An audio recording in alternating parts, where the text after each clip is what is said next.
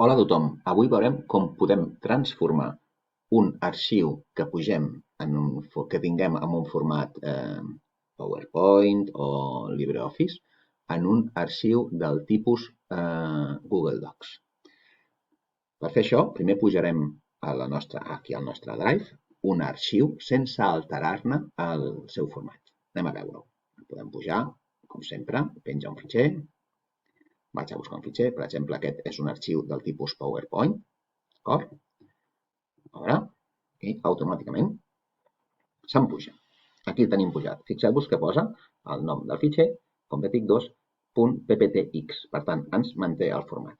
Si nosaltres volem transformar un fitxer amb alguns dels tipus dels fitxers que té el Google Drive, perquè el Google Drive el que té és com una mena d'Office, d'acord?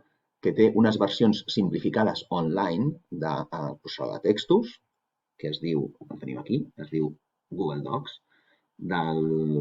una versió online de fulls de càlcul, similar al que seria l'Excel o el Calc, i una de presentacions similar al que seria el de les presentacions del LibreOffice o el del PowerPoint del Microsoft Office. D'acord? Com poder fer perquè això es transformi en aquests formats? Per fer això hem d'anar aquí a configuració, triem configuració i si anem baixant hi ha una opció que diu pujades, converteix les pujades al format de l'editor de documents de Google.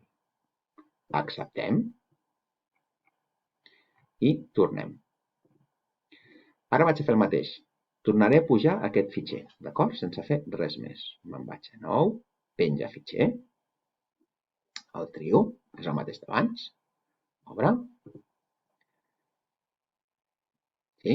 Fixeu-vos que ara està trigant una miqueta més, la connexió és la mateixa, però per què ha trigat més?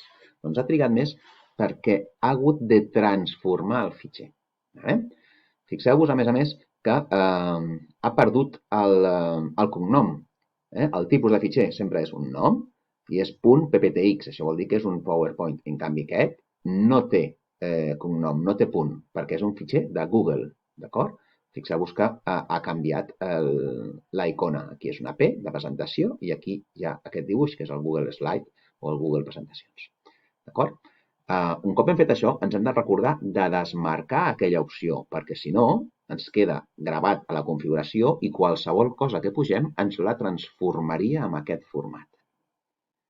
D'acord? Doncs això és tot per desmarcar-ho. Senzillament tornem, configuració, configuració i desmarquem l'opció de les pujades. Tornem enrere i ja està. A partir d'ara ja no ens transformarà el que pugem. Ja ho tenim.